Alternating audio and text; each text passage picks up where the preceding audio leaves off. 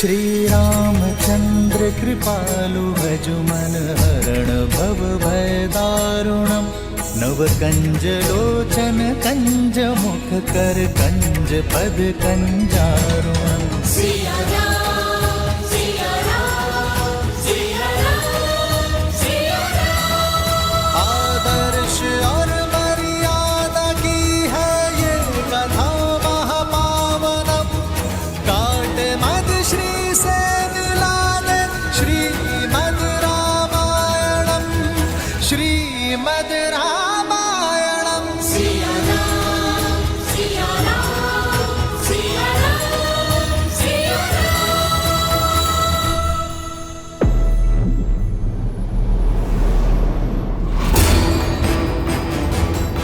छल से एक वीर का अंत किया है तुमने, अपने बल का नहीं, अपनी दुर्बलता का प्रमाण दिया है तुमने रावण। ये प्रकृति साक्षी है मेरी। मेरे श्री राम आएंगे तुम्हारे पापों का अंत करने, तुम्हारा अंत करने। छल भी जो नीति होती है सीता, और जहां मैं तुम्हें लेकर जा रहा हूं वहां यमराज भी पग नहीं धरता। समझ लो, सदा के लिए तुम लंकापति की हो चुकी हो। अब से रावण ही तुम्हारा राम है।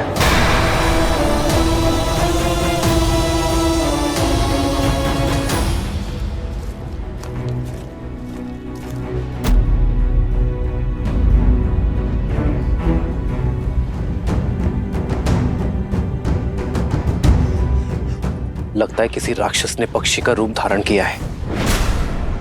स्त्री के सम्मान पर इस प्रहार करने वाले दुष्ट को मैं छोड़ूंगा नहीं।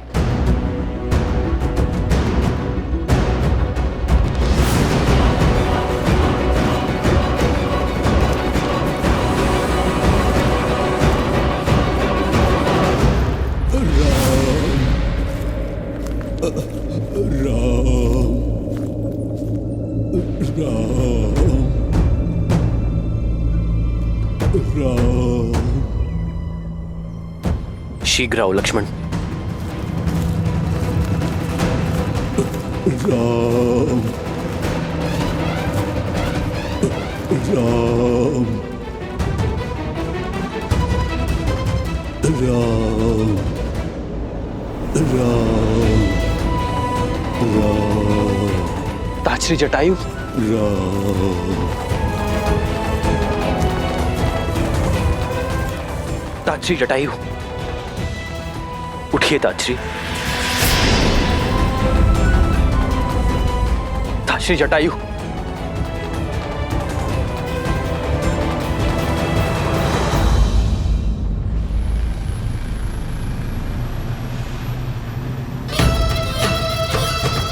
जटायु के पंखों के साथ साथ तुम्हारी आशाओं के पंख भी कट चुके हैं सीता। बुद्धिमान वो है जो समय की दिशा पहचाने। अच्छा यही होगा कि अपने अतीत को भुलाकर अपने वर्तमान का हाथ थामो, क्योंकि इस हाथ के अतिरिक्त जो भी हाथ तुम्हारी ओर बढ़ेगा उसे उस पंछी के पंखों की तरह काट देगा ये रावण। और जो रावण का है वो किसी और का नहीं हो सकता।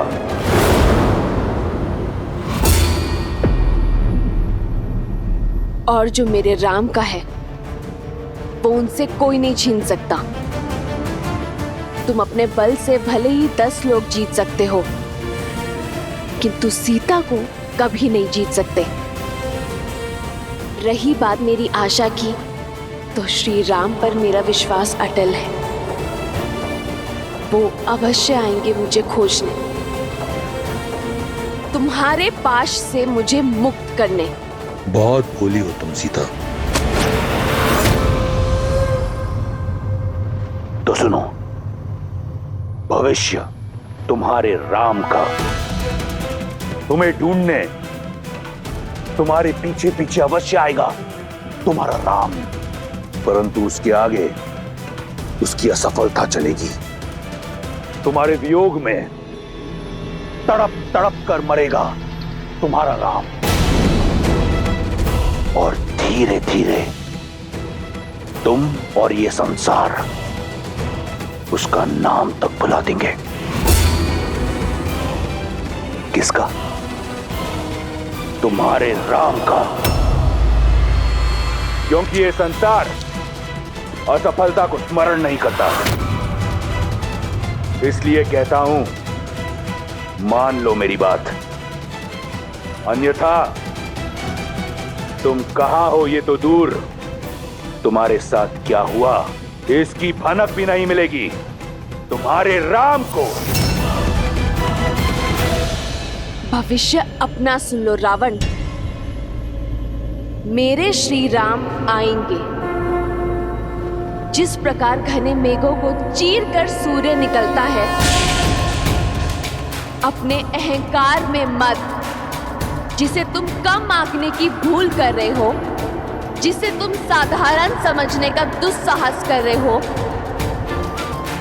वो मेरे श्री राम है, जो मुझे पाताल लोक से भी निकाल सकने में सक्षम।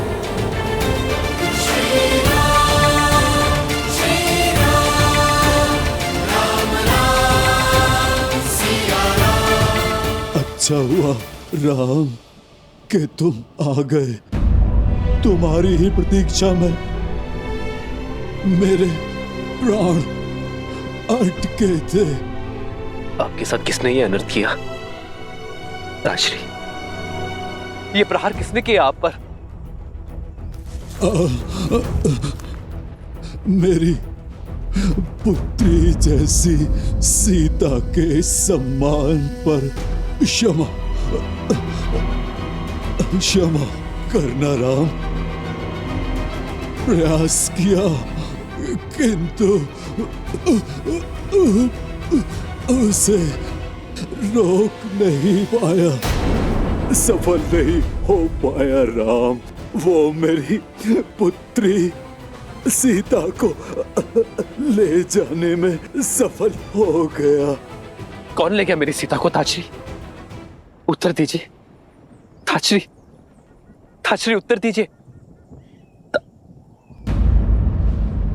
लक्ष्मण, लक्ष्मण की श्वास अब भी शेष है। शीघ्र ही वन में जाओ और रक्त रोकने में सक्षम जड़ी बूटियां लेकर आओ।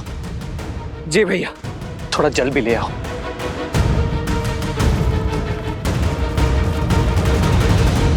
दस लोगों में तुम्हारी वीरता का डंका बजता है ना दशानन? वीरता शब्दों में नहीं, कर्मों में झलकती है। और यदि तुम स्वयं को वीर समझते हो, तो अपना बल एक नारी पर क्यों दिखा रहे हो? क्यों मेरे राम का सामना करने से कतरा रहे हो? एक बार उनके समक्ष जाओ, सामना करो उनका युद्ध में, तब समझोगे कि वो कौन है और क्या है उनका अस्तित्व। जब मेरी बहन के अंग भंग हो रहे थे, तो क्यों मौन था तुम्हारा राम? युद्ध की केवल एक नीति है, एक लक्ष्य, विजय। और विजय प्राप्त करने के लिए रणभूमि में उतरने की आवश्यकता नहीं। मैं तुम्हें नहीं हर रहा, राम की लज्जाजनक मृत्यु का प्रबंध कर रहा हूं। वो जो पत्थर बनी स्त्री को ताड़ता है, वो स्वयं अपनी पत्नी का मान नहीं जीत पाएगा, नहीं ढूंढ पाएगा उसे। और फिर लज्जा, ग्लानि, अपमान का त्रिशूल प्राण हर लेगा उसके। अपनी नियति को स्वीकारो सीता, जो केवल लंकेश दशानन रावण है। मेरी नियति श्री राम है, और प्रेम में बल और छल का स्थान नहीं होता रावण, केवल विश्वास का होता है। पर तुम ये बात कभी नहीं समझोगे। अपने सभी लोगों में मुझे कहीं भी छुपा लो, मेरे श्री राम मुझे ढूंढ ही लेंगे।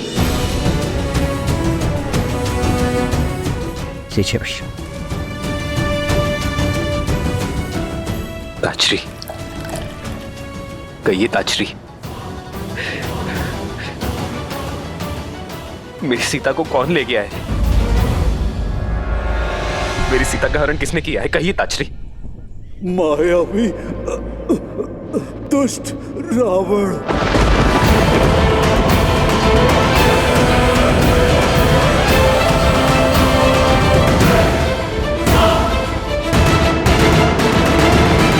सीता ने बहुत संघर्ष किया राम, बड़ी पीड़ा में थी वो। उसके मुख और स्वर से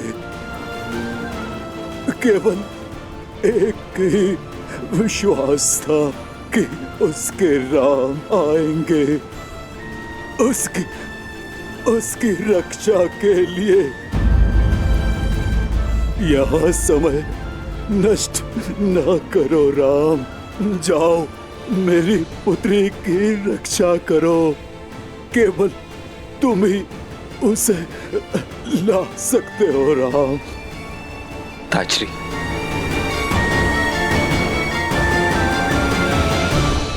रावण कहाँ ले गया मेरी सीता को? दक्षिण दिशा में, शीघ्र जाओ राम।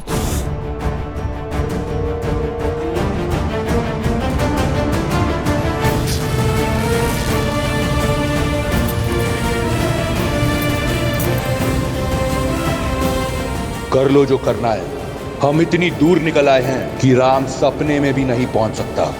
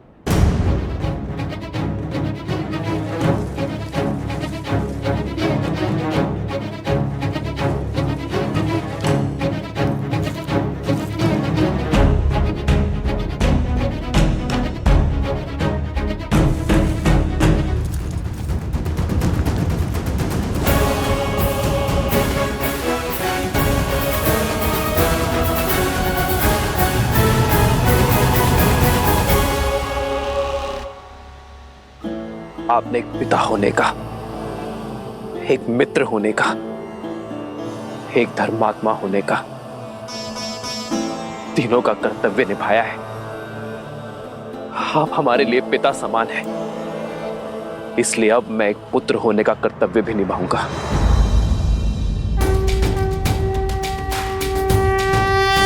मैं धर्मात्मा दशरथ पुत्र रघुवंशी राम ये सौगंध लेता हूं कि रावण तीनों लोगों में कहीं भी छुपा मैं उसे खोज निकालूंगा। आपके इस बलिदान का मेरी सीता के हरण का मूल्य चुकाना होगा उसे।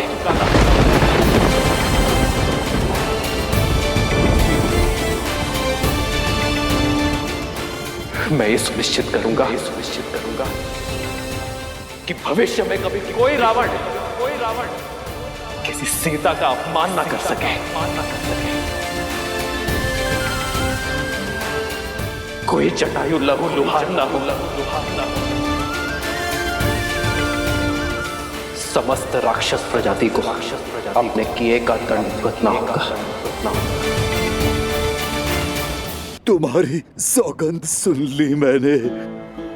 अब मैं शांति से मर पाऊंगा। मुझे आज्ञा दो।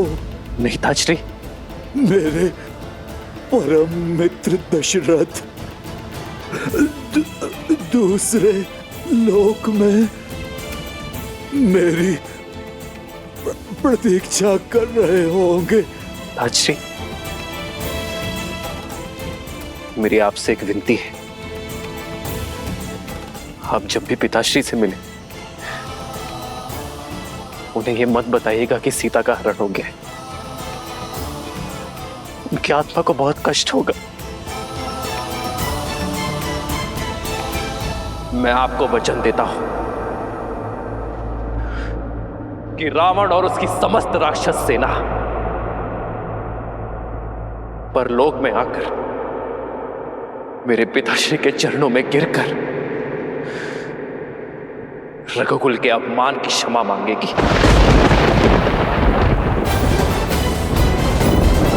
श्री राम श्री राम श्री राम श्री राम। जो तुमने कहा वही सत्य है। राम नाम सत्य है।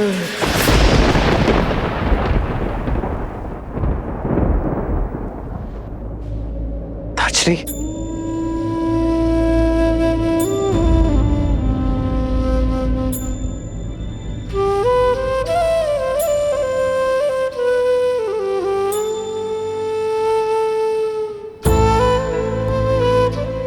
केवल स्वार्थ साधने वाले इस संसार में ताजश्री जैसे लोग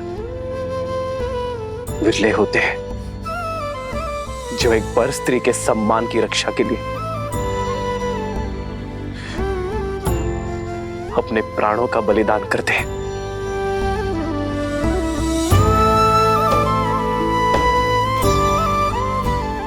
चंदन की लकड़ियां इकट्ठा करो लक्ष्मण, हम सम्मान सहित ताजश्री का अंतिम संस्कार करेंगे।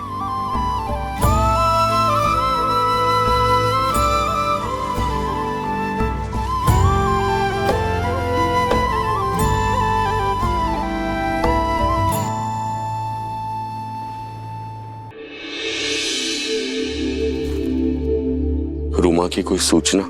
महाराज, गुप्तचरों से पता चला है कि बाली ने उन्हें बंदी बना रखा है। बहुत कष्ट में है वो।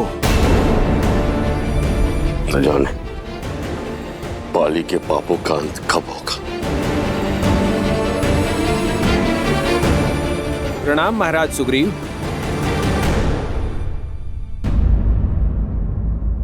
ये क्या है?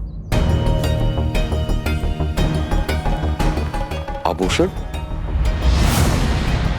ये आभूषण वन में? हम वन में भोजन इकट्ठा कर रहे थे, तभी आकाश से आकर ये गिरे। हमने देखा एक विमान में कोई राक्षस किसी स्त्री को ले जा रहा था। ये आभूषण वही नीचे फेंक रही थी महाराज। विमान का स्वामी तो एक ही है, लंकापति दुष्ट रावण। किसी अबला नारी का अपहरण कर बाली की ही भांति मर्यादा की हर सीमा लांघ दी उसने।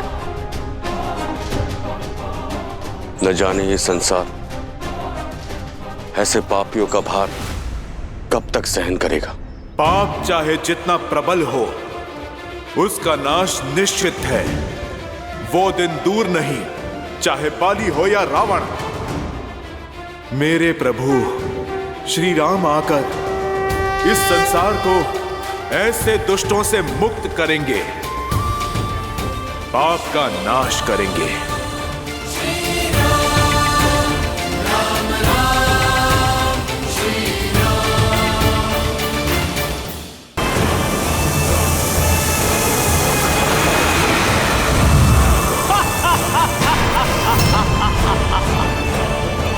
लंकेश को नागमाता सुरसा का प्रणाम।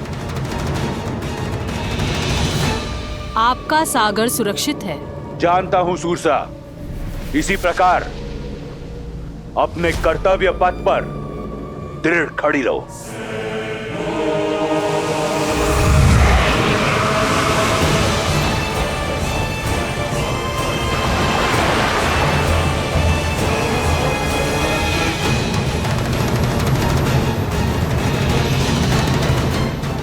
गुस्सा है ये, जो आता है निकल जाती है। और जानती हो सीता, नाग जिसे निकलता है उसके अवशेष भी नहीं मिलते।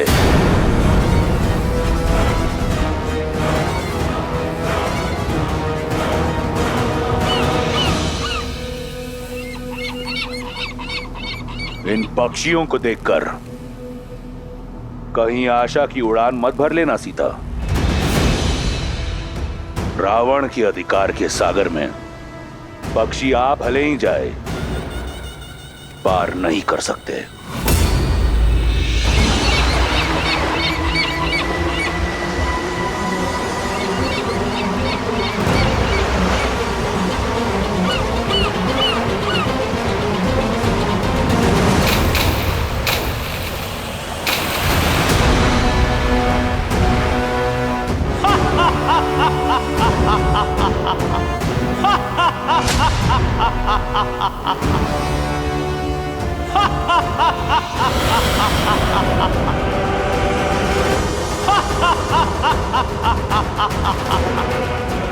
राहु की माता और आपकी दासी सिम्हिका का प्रणाम स्वीकार करे लंकेश।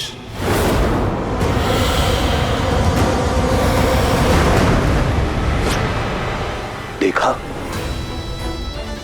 रावण की शक्ति, रावण की लंका को, जहां ईश्वर भी पग धरने से पहले मेरी अनुमति लेते हैं। कैसे आएगा वो तुच्छ वनवासी यहां? कैसे ढूंढ पाएगा तुम्हें? यहां धरा से लेकर वरुण तक सब मेरे दास हैं। मारा जाएगा बेचारा वनवासी तुम्हें खोजने के प्रयास में। जिन श्री राम ने कितनों को महासागर से पार किया, वो अपनी सीता के लिए ये सागर अवश्य पार करेंगे रावण। जिनके स्पर्श से शीला में भी प्राण आ जाते हैं, उन्हें ये सागर स्वयं मार्ग देगा। सीता का विश्वास देख मेरे हृदय में आशा जगती है, किंतु उसकी पीड़ा से मन भर आता है महादेव। इतने जटिल सुरक्षा घेरे को भेद कर कैसे बचा पाएंगे राम सीता को? धरा से लेके सागर तक उसके दास हैं। सुरसा, सिम्हिका जैसे न जाने कितने मायावी उसके आगे नतमस्तक है। ऐसे में लंका में प्रवेश कर पाना मुझे असंभव प्रतीत होता है। देवी, पाप और अधर्म का सागर कितना भी अपार, कितना भी गहरा क्यों ना हो, पुण्य और सत्य का एक तिनका भी उसे पार करने में सक्षम होता है। देवी सीता के प्रेम और विश्वास की डोर के कारण श्री राम भी इस दुर्गम सागर को पार करने का कोई ना कोई मार्ग अवश्य खोज लेंगे। श्री रामचंद्र कृपालु भजु मन हरण भव भय दारुणम। नव कंज लोचन कंज मुख कर कंज पद कंजारुणम। सिया राम, सिया राम, सिया राम, सिया राम। आदर्श और मर्यादा की है ये कथा महापावनम। काट मद श्री से मिला दे श्रीमद् रामायणम, श्रीमद् रामायणम। सिया राम, सिया राम, सिया राम, सिया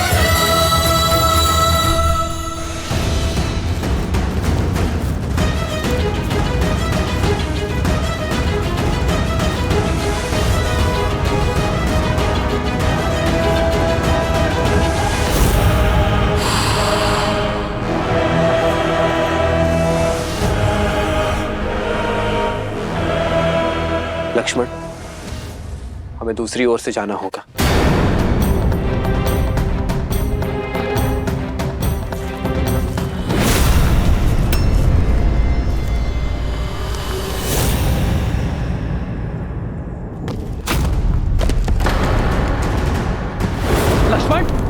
भैया सावधान।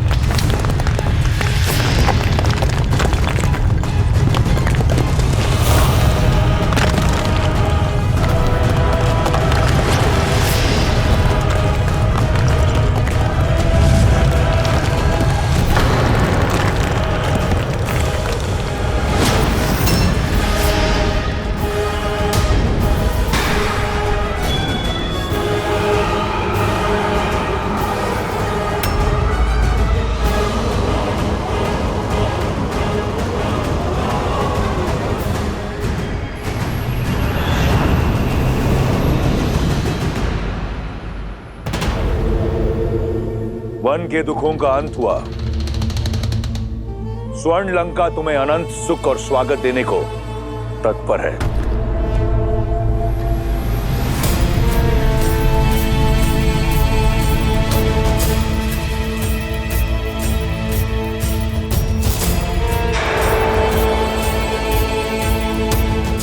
मुझे ज्ञात था कि एक बाण से 2 लक्ष्य तो केवल मेरे रावण भैया ही भेज सकते हैं।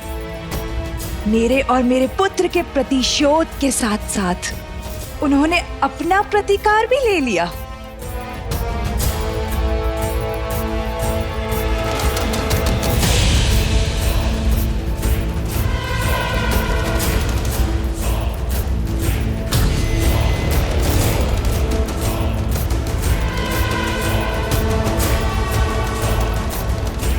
पुष्पक,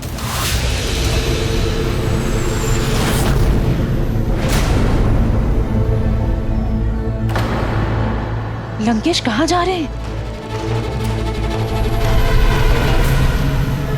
पुष्पक,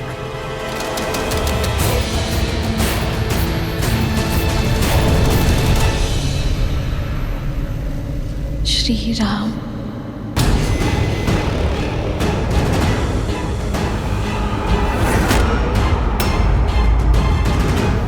मृत्यु की मार्ग पे जा रहे हो, ना चीख रहे हो, ना भय से कांप रहे हो। कौन हो तुम जिसको मेरा भय नहीं? भय भी स्वयं जिससे भयभीत है, वो तुमसे क्यों भयभीत होगा राक्षस? ठीक से देखो, ये वही हैं जिन्होंने सहस्त्र गजों की शक्ति से युक्त तारका का वध किया, अति बलशाली विराट का संहार किया, हर और दूषण समेत 14 सहस्त्र राक्षसों को काल का भोज बना दिया। तो जो सिंह का खेत करते हैं, वो भला तुम जैसे मूषक से क्यों भयभीत होंगे? मेरा अंत करना सरल नहीं। मुझे तब मारोगे जब मेरी मुट्ठी खुलेगी, और मेरी मुट्ठी खुलेगी नहीं। भैया, इस समस्या का जड़ से ही अंत कर देते। किसने कहा कि हमें तुम्हारी मुट्ठी खोलनी है? हमें तो वो भुजा ही काट देनी है जिससे तुम्हारी मुट्ठी जुड़ी है।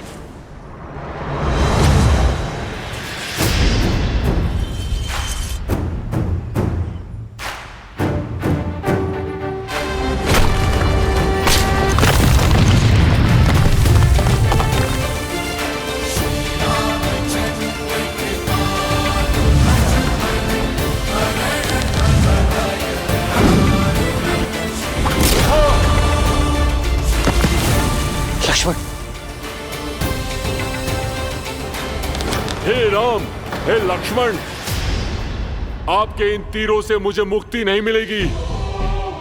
मेरे मोक्ष का मार्ग केवल मेरे अग्नि संस्कार है।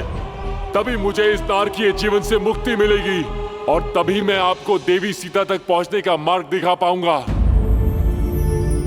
सीते भैया, माया भी है ये, अवश्य छल कर रहा है।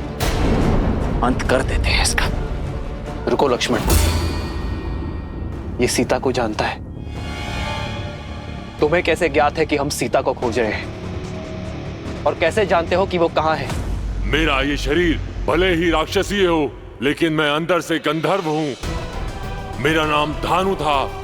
मैं बहुत ही शक्तिशाली था, और उसी शक्ति के मद में चूर होकर भयावह रूप लेकर ऋषि मुनियों को अलंकित करता रहा और एक दिन अज्ञानतावश मैंने ऋषि स्थूलशिला को उत्पात दिखाया और उन्होंने मुझे इसी रूप में रहने का श्राप दे दिया और क्षमा मांगने पर मुक्ति का मार्ग बताया। और जब श्री राम अपने भाई लक्ष्मण के साथ माता सीता को खोजने आएंगे तभी होगा मेरा मोक्ष। रूप चला गया किंतु शक्ति का अहंकार नहीं गया। इंद्रदेव को युद्ध के लिए ललकारा था मैंने, और जब उनके वज्र के प्रहार से मेरा सिर मेरे पेट में घुस गया तब से ये धानु कबंध कहलाने लगा। वर्षों से अपने मुक्तिदाता श्री राम का ही मार्ग देख रहा हूं मैं। तो अब मुझे मेरी सीता का पता बताओ कि वो कहाँ है, किस हाल में। उसके लिए आपको मुझे इस राक्षस देह से मुक्त करना होगा, तभी अपने दिव्य दृष्टि से आपका मार्गदर्शन कर पाऊंगा। शीघ्र ही मुझे जीवित जलाकर मुक्त कीजिए श्री राम। नहीं, किसी को जीवित जलाना महापाप की श्रेणी में आता है, ये मैं नहीं करूंगा। किसी के कष्टों का अंत करना पाप नहीं पुण्य है श्री राम।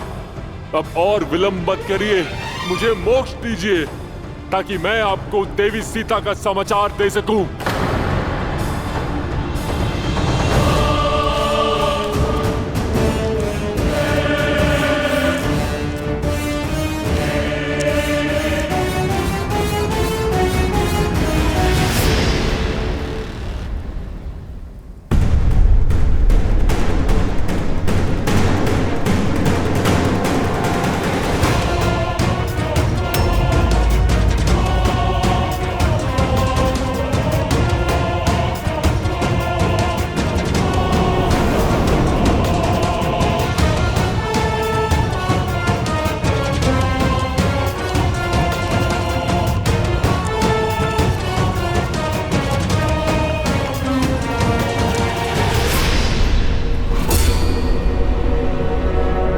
यह अशोक वाटिका है सीता, यहां देवता भी पग नहीं धरते।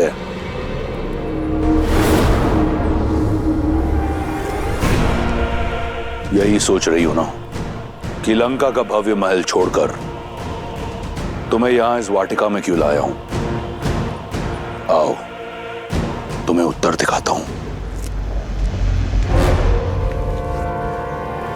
देखो देखो अपने प्रतिबिंब को।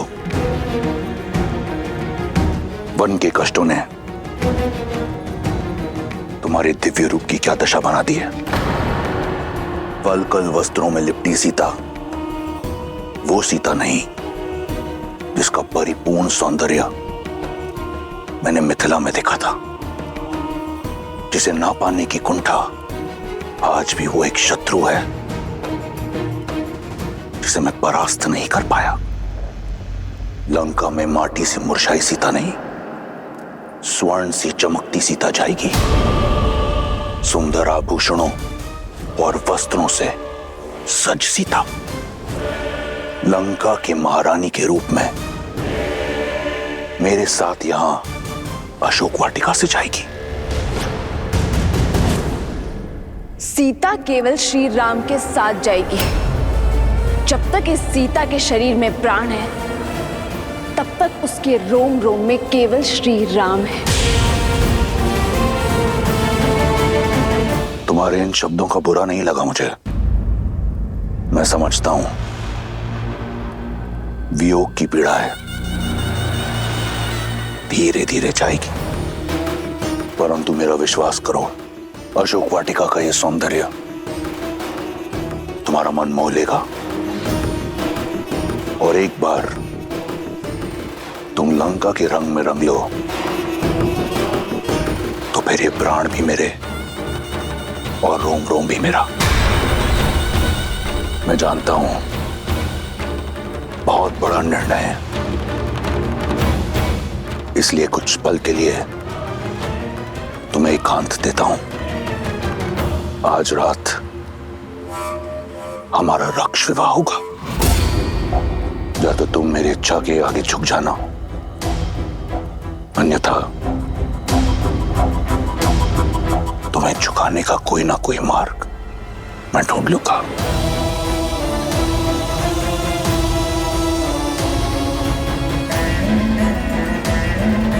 लंकेश को प्रसन्न करने का दायित्व अब तुम्हारा है। त्रिजटा से कहो शीघ्र अतिशीघ्र सीता को सज्ज करे।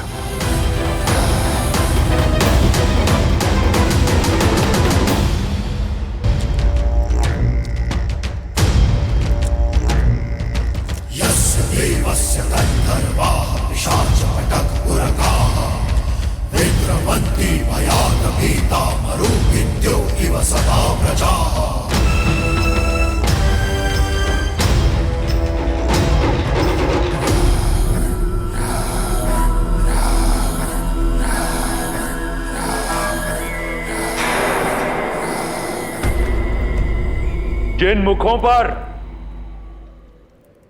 राक्षस विजय का अभिमान होना चाहिए, उन पर प्रश्न चिन्ह का प्रतिबिंब क्यों दिख रहा है मुझे?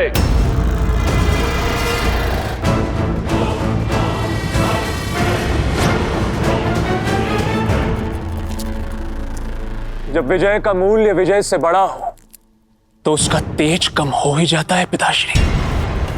किंतु यदि आपकी इच्छा वास्तविक विजय प्राप्त करने की है तो मुझे आज्ञा दीजिए, मैं राम और उसके भाई लक्ष्मण को अपने शौर्य से परास्त करके यहां आपके समक्ष बंदी बनाकर लाता हूं, आपके चरणों में गिराकर उनसे उनके प्राणों की भिक्षा मंगवाता हूं। किंतु एक शक्तिहीन एकाकी स्त्री को यूं छल से विवश करना, यह विजय नहीं है पिताश्री, कदापि नहीं। और जिस विजय में शौर्य की गरिमा ना हो वो विजय आपको शोभा नहीं देती। मेघनाद, मुझे युद्ध ज्ञान मत दो। साम, दाम, दंड, भेद सभी ज्ञानों का ज्ञाता हूं मैं। तुम्हारे जन्म की किलकारी से बहुत पहले रावण की विजय का डंका बजता आया है। इस राक्षस साम्राज्य को स्थापित करने के लिए न जाने कितने युद्ध लड़े हैं मैंने, परंतु सारे युद्ध युद्ध भूमि में नहीं लड़े जाते। सीता का हरण एक युक्ति है, एक रणनीति है जो तुम्हारे आयु और अनुभव से बहुत परे है। इसलिए मौन रहो। सीता लंका के योग्य है, चाहे वरण से चाहे हरण से।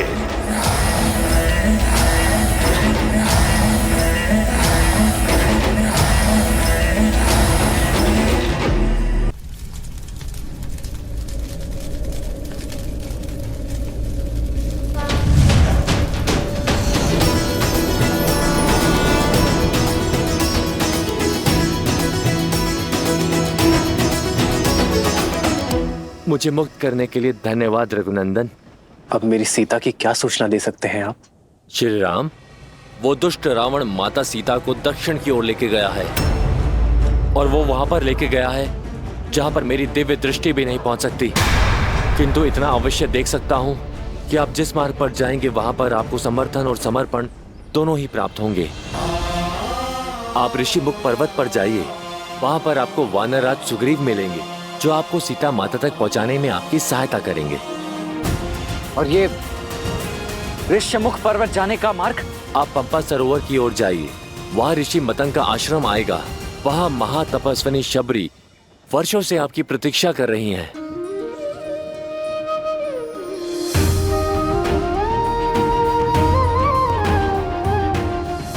उनकी प्रतीक्षा का अंत भी होगा और साथ ही साथ आपकी आगे की यात्रा का आरंभ भी होगा।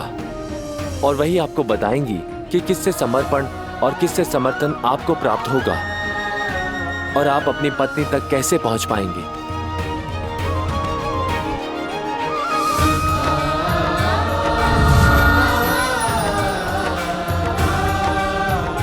लक्ष्मण, हमें शीघ्र अतिशीघ्र माता शबरी तक पहुंचना होगा। जी भैया।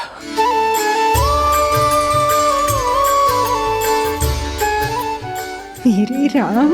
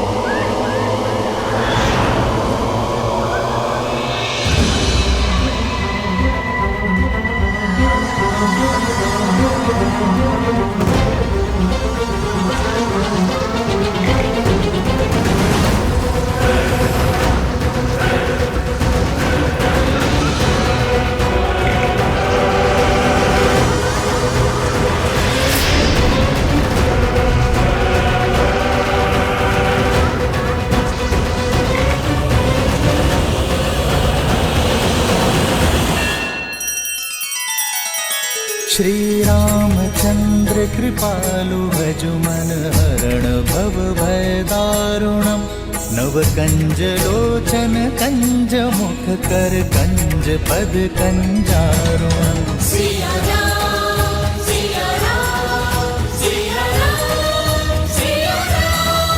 आदर्श और मर्यादा की है ये कथा महापावनम काट मद श्री से मिला दे श्रीमद् रामायणम श्रीमद् रामायणम। सिया राम सिया राम सिया राम सिया राम।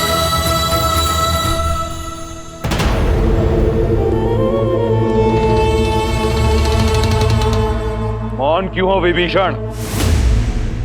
आज मेरे किस निर्णय ने धर्म का वध कैसे किया, बताओगे नहीं? भैया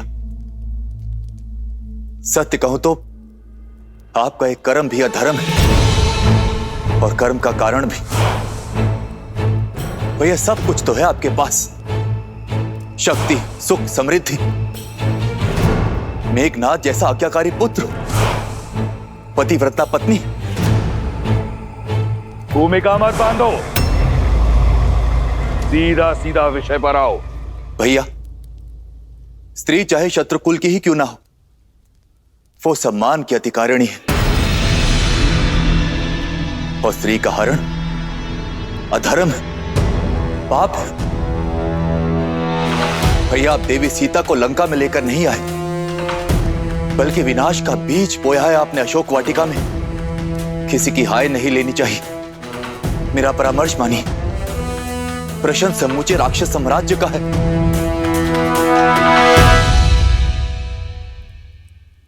श्री राम को उनकी सीता लौटा दीजिए भैया।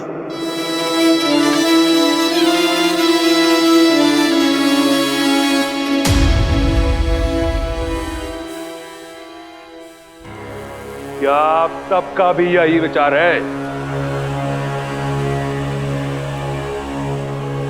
दया आती है मुझे कि राक्षसों की सोच इतनी छोटी है। विभीषण, तुमने सबसे अधिक समय मेरे साथ बिताया है, परंतु फिर भी तुम मुझे समझ नहीं पाए।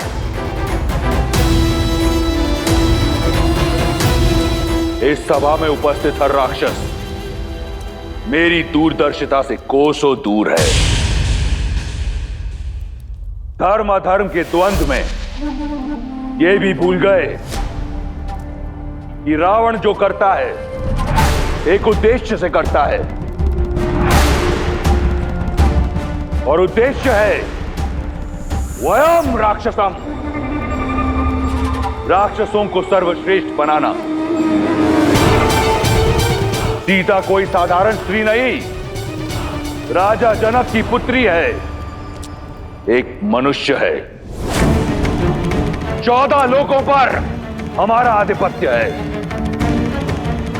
देवता, असुर, राक्षस, यक्ष, गंधर्व, किन्नर, पशु, पक्षी, नाग, कीट, भूत, पिशाच, वेताल, सब पर हमारा आधिपत्य है।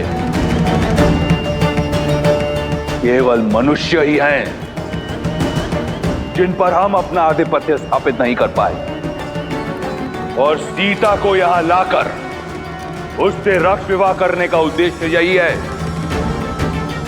कि एक बार सीता हमारी हुई तो राक्षसों और मनुष्यों में एक सेतु बनाऊंगा मैं।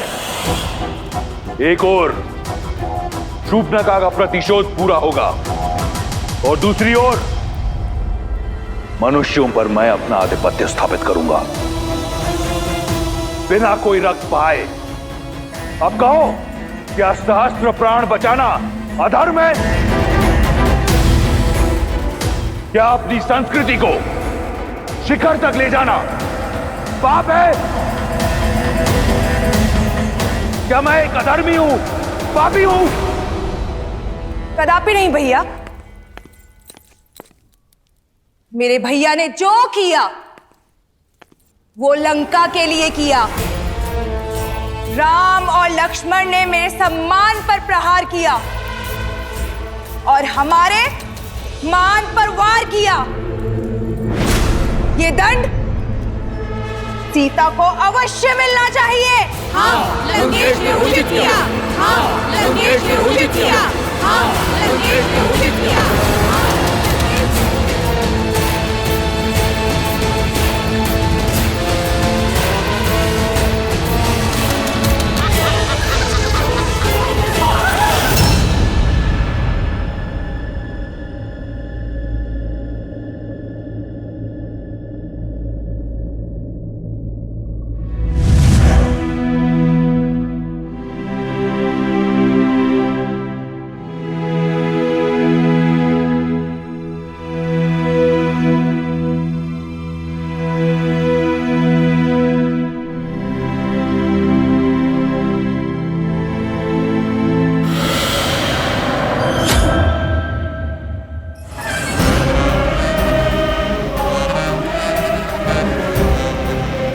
डरो मत,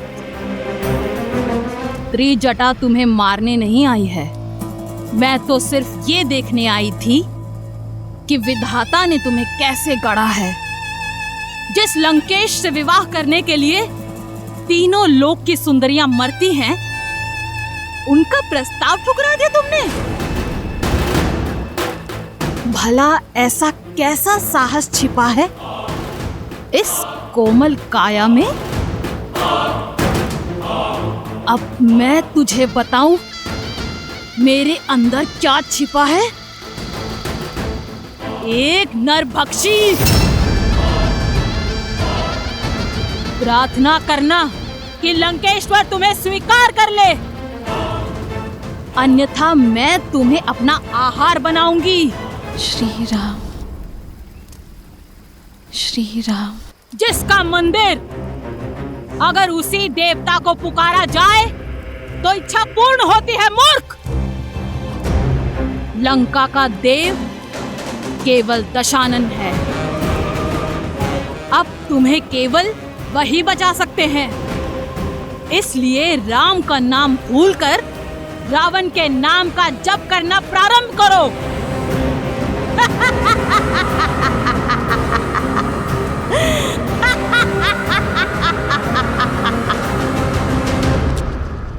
अगली बार मेरे धर्म पर प्रश्न उठाने से पूर्व जान लेना कि मेरा उद्देश्य क्या है, अन्यथा मैं भूल जाऊंगा कि तुम मेरे भाई हो।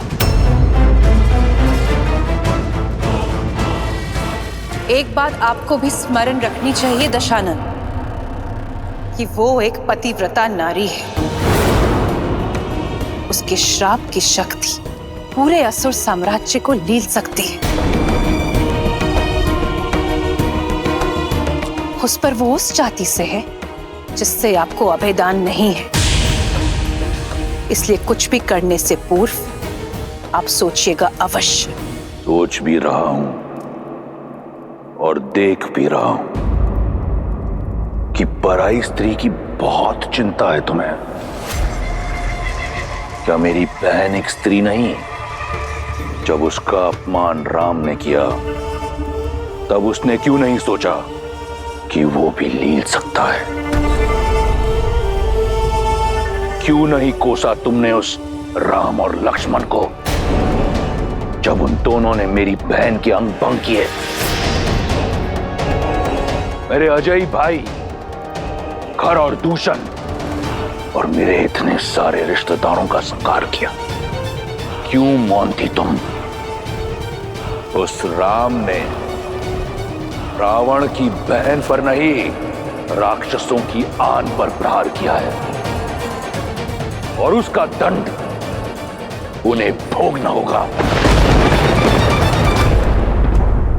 ये घटना संपूर्ण संसार के लिए एक सीख होगी कि रावण के अभिमान और लंका के मान पर यदि प्रहार हुआ तो उसका प्रतिशोध होगा।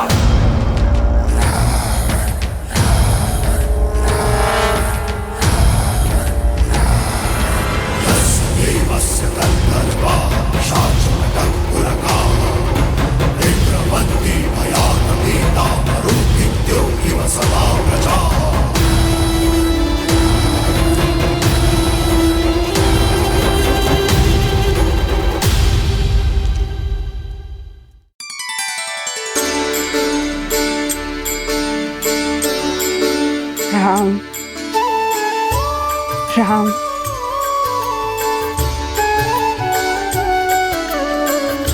राम। भज मन राम नाम सुखदाई, भज मन राम नाम सुखदाई।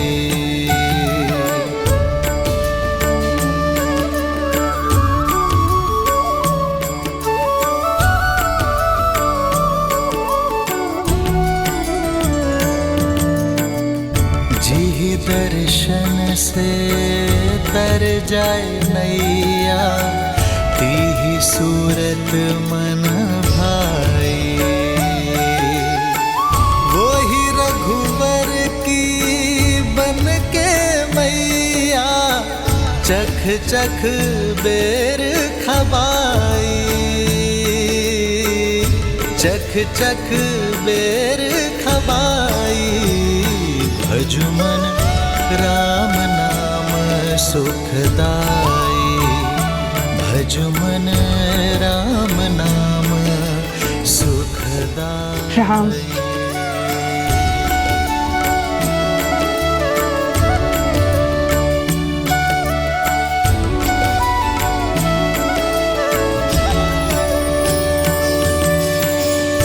मात प्रेम से बड़ा नहीं कछु, धन्य हो शबरी माई।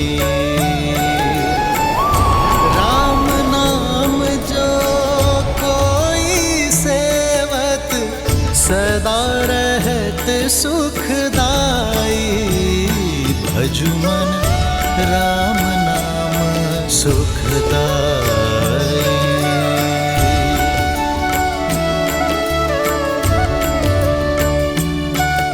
राम राम आएंगे।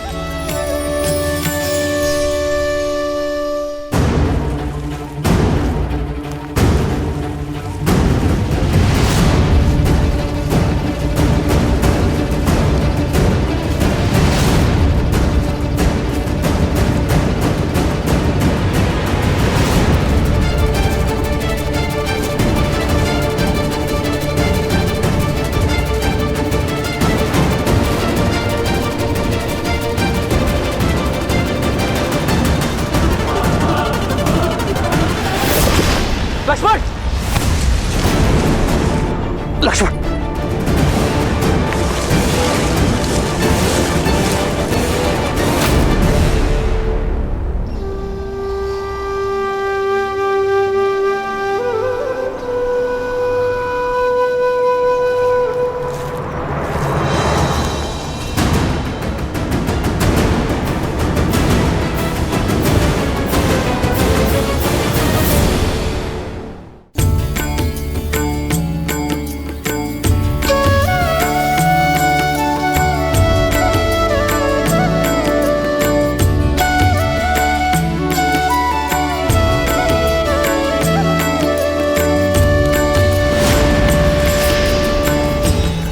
क्या?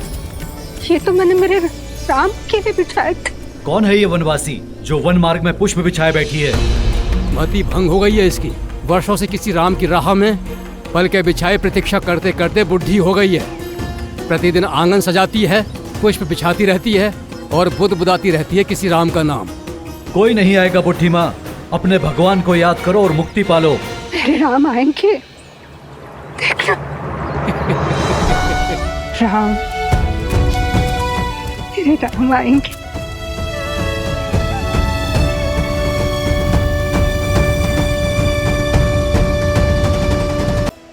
प्रेम का असली आनंद तो प्रतीक्षा में है देवी। देखिए ना, देवी शबरी कैसे श्री राम के लिए प्रतीक्षारत है।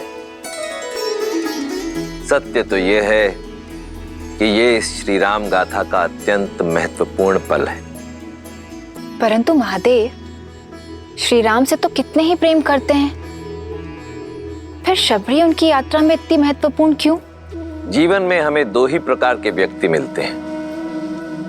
एक वो जो जीवन यात्रा में मिलते हैं, दूसरे वो जो हमारी जीवन यात्रा को दिशा देते हैं। देवी शबरी उसी श्रेणी में आती हैं जहां एक और श्री राम का जीवन शौर्य, प्रतीक्षा और विश्वास की जीत की यात्रा है, तो वहीं दूसरी ओर देवी शबरी उसी यात्रा का प्रतीक है जो अपने धैर्य, भक्ति और समर्पण के कारण एक ऐसा पुष्प बन चुकी हैं जो अनंत काल तक श्री राम गाथा को महकाती रहेंगी। देवी, सत्य तो यह है कि देवी शबरी के चरित्र में से यदि कोई एक भी गुण कोई मनुष्य अपने चरित्र में समाहित कर ले तो उसका जीवन धन्य हो जाएगा। अद्भुत। जिस शबरी के गुण गाते स्वयं महादेव नहीं थक रहे हैं, उस शबरी का परिचय मुझे भी दीजिए। अवश्य देवी। भीलों के कुनबे के एक मुखिया लखुता भील की इकलौती पुत्री थी शबरी। भोली, पवित्र, जो भौतिक नहीं मन के सुख चाहती थी। माता पिता ने छोटी आयु में ही शबरी का विवाह निश्चित कर दिया, परंतु शबरी, भक्ति और वैराग्य में लीन शबरी विवाह के बंधन में बंधना स्वीकार नहीं कर पाई। अपने घर परिवार को सदा के लिए छोड़ शबरी पंपा सरोवर के तट पर आ पहुंची।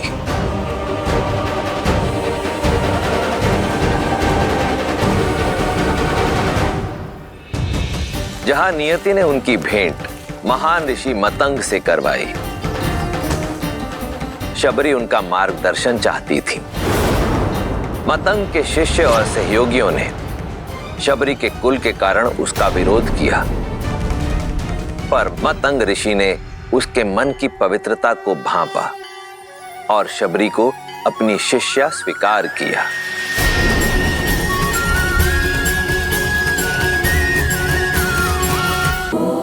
फिर ऋषि मतंग के सानिध्य से आरंभ हुई शबरी की आध्यात्मिक यात्रा। परंतु हर मनुष्य को समय पूरा होने के बाद जाना पड़ता है। ऋषि मतंग के जाने का भी समय आया। इस नश्वर देह का इस संसार में समय पूरा हुआ शबरी। इंद्रदेव मुझे ब्रह्मलोक ले जाने के लिए आए हैं। तुम्हारी सेवा और समर्पण से मैं प्रसन्न हूं। मैं तुम्हें ब्रह्म विद्या सिखाकर अपने साथ ब्रह्मलोक ले जाना चाहता हूं। आचार्य, आपने मुझे इस योग्य समझा। मैं धन्य हुई, किंतु मुझे खेद है कि मैं आपका ये प्रस्ताव स्वीकार नहीं कर सकती। गुरु की भेंट को ठुकराने का कारण?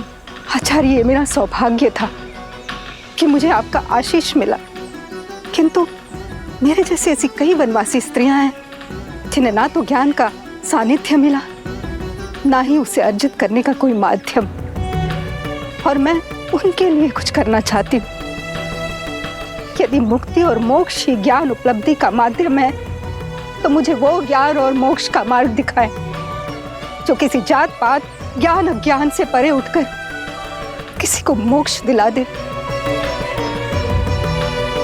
आज अंतिम बार मेरा मार्गदर्शन कीजिए आचार्य। मुक्ति के लिए, भगवान को पाने के लिए भक्ति से सुगम कोई अन्य मार्ग नहीं है। यहीं पंपा सरोवर के तट पर कुटिया बनाओ। नारायण जब राम के नाम से मानव अवतार लेंगे, तब तुम्हें खोजते हुए स्वयं तुम्हारी कुटिया में पधारेंगे सबरी। उस दिन से लेकर प्रतिदिन शबरी पूरे धैर्य से अपने श्री राम की बाट जो रही है।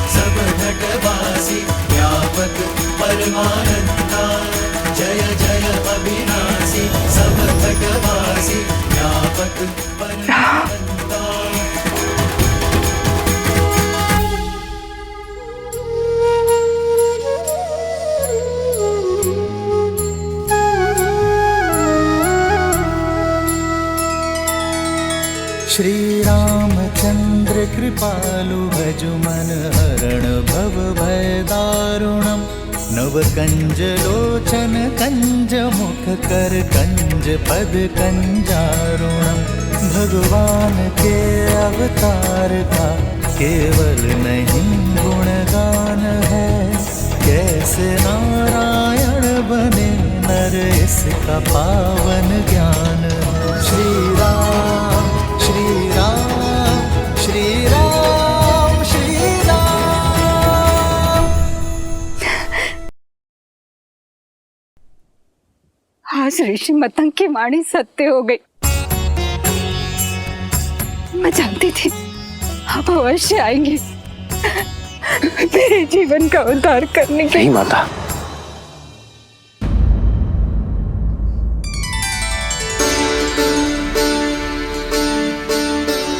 आप मेरे लिए माता समान हैं और माँ पुत्रों के पग नहीं छूती, वो उन्हें आशीष देती है। माता, आपने मुझे माता कहा। जो बरसों अपने पुत्र की प्रतीक्षा करे, जो उसके सत्कार के लिए सदैव तट पर हो, उसे माता नहीं तो क्या कहूं माता।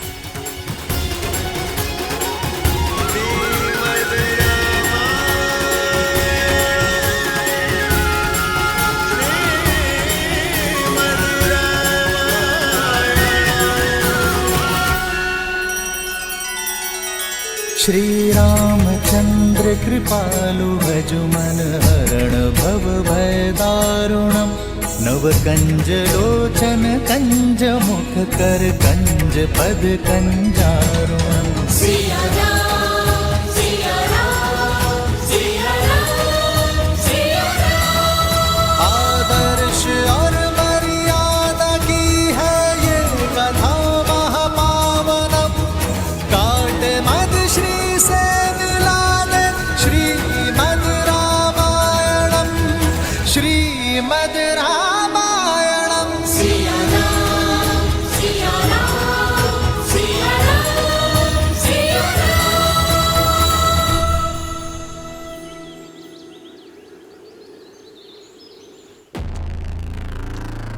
सर्वश्रेष्ठ श्रृंगार चाहिए मुझे, शीघ्र अतिशीघ्र। मैं सीता को अपना बनाने के लिए अति उत्सुक हूं।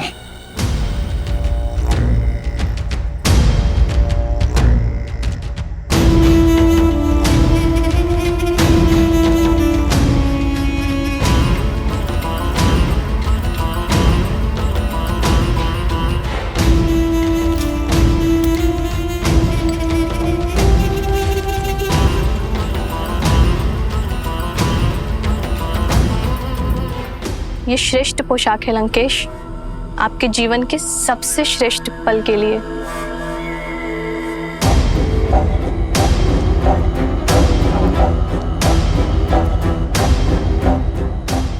लंकेश्वर सज है अपनी बहन के प्रतिकार और अपनी परीक्षा के पुरस्कार दोनों के लिए।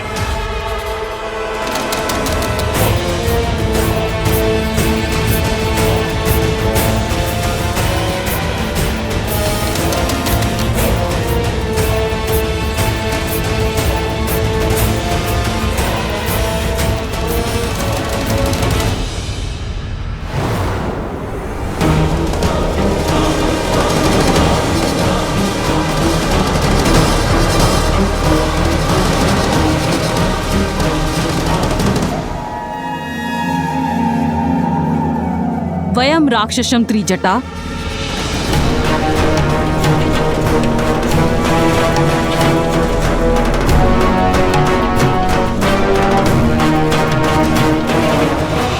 ऐसे होगी राक्षस जाति की रक्षा? मुझे तुम्हारा अभिवादन नहीं चाहिए, मुझे सीता की स्वीकृति चाहिए। मंडप सजा हुआ है, ये अभी तक सज्ज क्यों नहीं हुई है?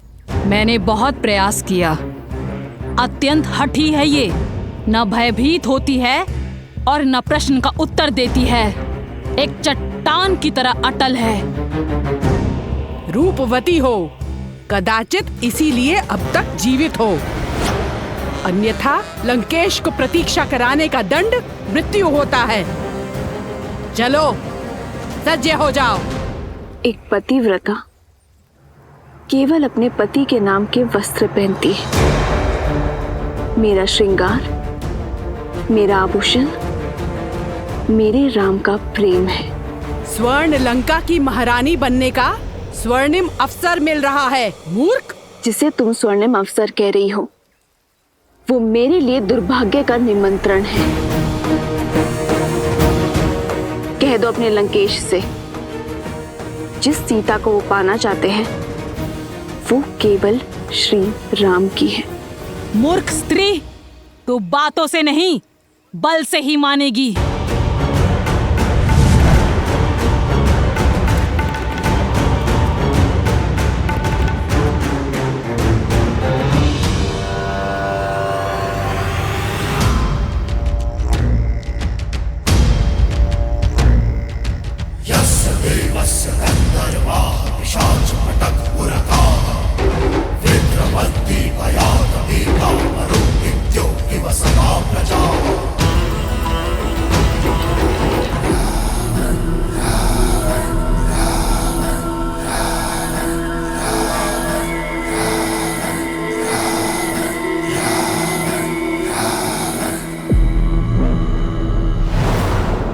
कहाँ है मेरी वधू?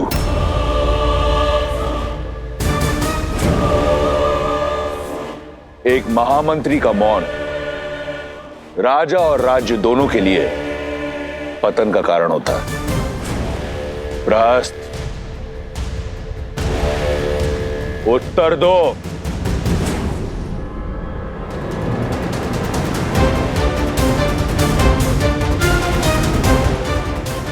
प्रहस्त, मेरे प्रतिशोध का पारितोष सीता कहां है? जी वो आती ही होगी भैया। त्रिजटा और एक जटा को मैंने भेजा है उसे लेने के लिए। महाराज, महाराज, महाराज, महाराज, महाराज, महाराज, महाराज, देखिए महाराज। देखिए क्या हुआ।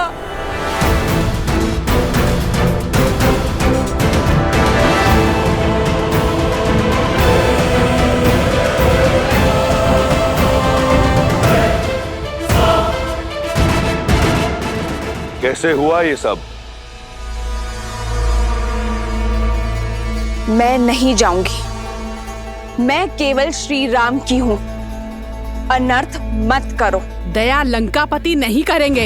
यदि विलंब हुआ तो प्रतीक्षा उन्हें क्रोध दिलाती है। शीघ्र सज्ज हो जाओ। देखो, मंडप तो तुम्हें ले जाना ही है। स्वेच्छा से चलो तो पीड़ा कम होगी, अन्यथा राक्षसों को घसीटने का अभ्यास बहुत है।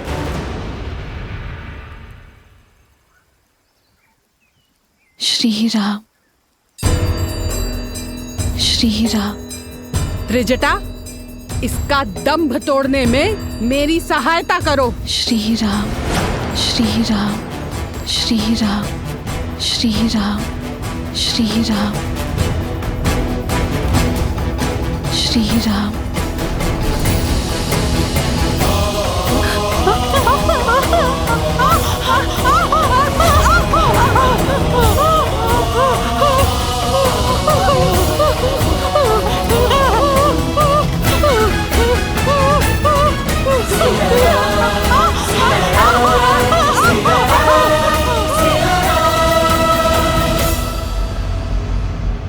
महाराज, बलपूर्वक उसे घसीट के लाने का प्रयास कर रहे थे हम। उसके स्पर्श मात्र से ही हमारे हाथ। एक क्षण।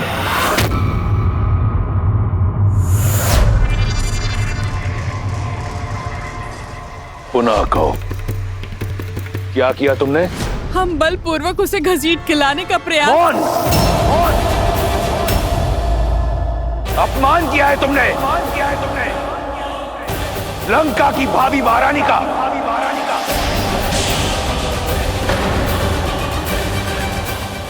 स्मरण रहे, मेरा विवाह होना है उससे।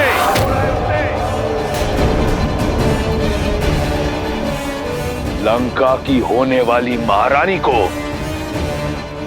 पशुओं की भांति घसीटा तुमने।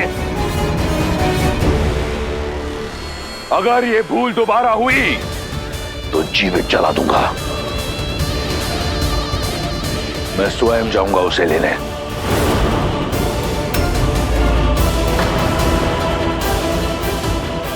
ये एक वर का कर्तव्य भी है और धर्म भी। सावधान लंकेश। बुद्धिमान व्यक्ति संकट को पहचान कर भविष्य का निर्णय लेता है। एक पतिव्रता स्त्री की पवित्रता को मत ललकारिए।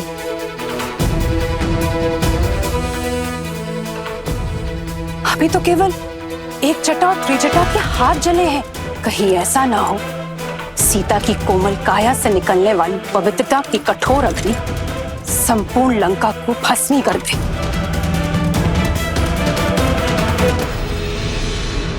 अभी भी समय है। सीता लौटा दीजिए राम को। भैया, मंदोदरी भाभी उचित कह रही। हमें श्री राम को उनकी सीता। मौन! मौन! परामर्श नहीं मांगा मैंने। अपना भविष्य स्वयं इन्हीं हाथों से लिखा है मैंने। प्रहार से, प्रयास से, आज शनि मेरा दास है। लंका का काल कोठरी में बंद है।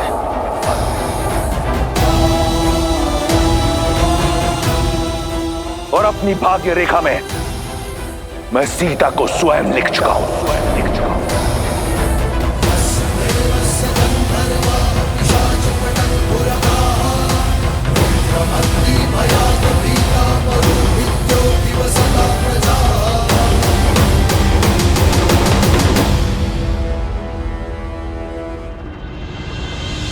खड़े क्यों है?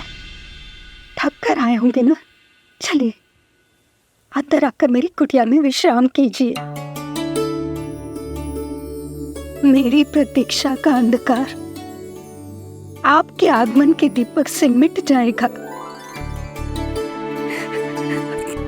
आइए। अवश्य माता। आओ लक्ष्मण।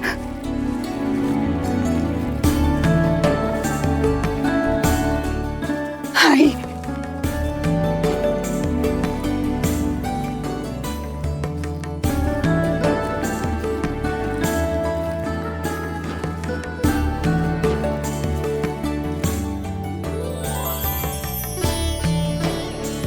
ऐसी रंगोली मैंने आज तक नहीं देखी माता। इसमें आपकी भक्ति का ही तो रंग है राम। आइए आइए बैठिए।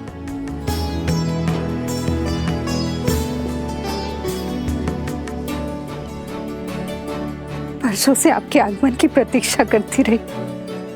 यदि सत्कार में कोई त्रुटि हो जाए तो मुझे क्षमा करें राम। माँ की ममता हर कमी पूरी कर देती है। आपको क्षमा मांगने की कोई आवश्यकता नहीं है।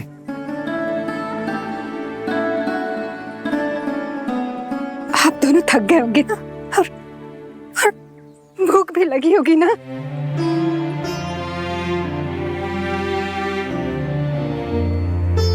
हाँ माता,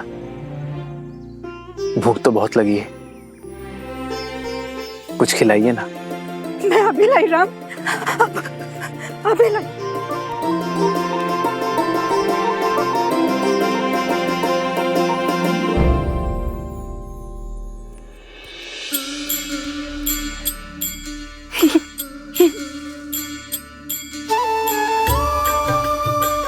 ये खाइए राम। मैंने स्वयं एक एक पेड़ चक्कर देखा है, और ये बहुत मीठे हैं।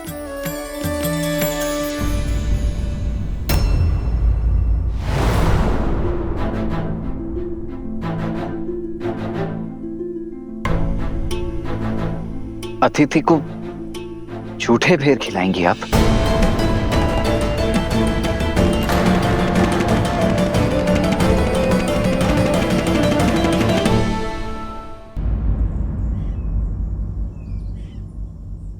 वो सारे बेर मीठे नहीं होते ना, इसलिए स्वयं सारे बेर चक्कर देख रही हूँ कि जो भी मीठे होंगे वही प्रभु राम को अर्पित करूंगी। और मैं वनवासी स्त्री हूँ, राजाओं के सत्कार का नियम नहीं जानती। कहीं कोई त्रुटि हो गई है, इसलिए नहीं खा रहे ना। ना खाने के पीछे का कारण कुछ और है। एक माता अपने शिशु की गुटी स्वयं चखती है कि कहीं वो कड़वी तो नहीं, और फिर मधु मिलाकर अपने शिशु को अपनी उंगली से चटाती है। एक माँ दूध गर्म है या नहीं ये स्वयं चखती है और फिर अपने शिशु को पिलाती है। माँ तो वो है जो अपने पुत्र के सुख के लिए विष को भी चख ले। जो व्यंजन माता बनाए, पुत्र को उसे मां के हाथों से खाने में ही आनंद आता है। आपके हाथों से बेर और मीठे लगेंगे माता। मेरे हाथ से खाओगे राम? मेरे हाथ से? क्यों नहीं माता, आज आपको देखकर वर्षों बाद ऐसा लगा जैसे मेरी तीनों माताएं मिल गई मुझे। माता,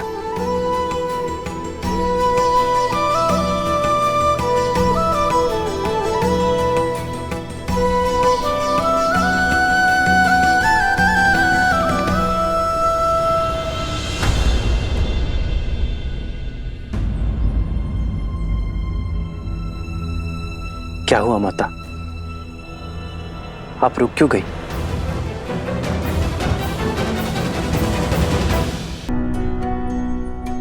मैं एक साधारण सी वनवासी स्त्री हूँ और आप अयोध्या के राजकुमार। मैं आपको ये बेर कैसे खिला सकती हूँ? गुरुदेव मदन के आश्रम में मुझे ज्ञान तो मिला, किंतु अपने कुल के कारण स्वीकृति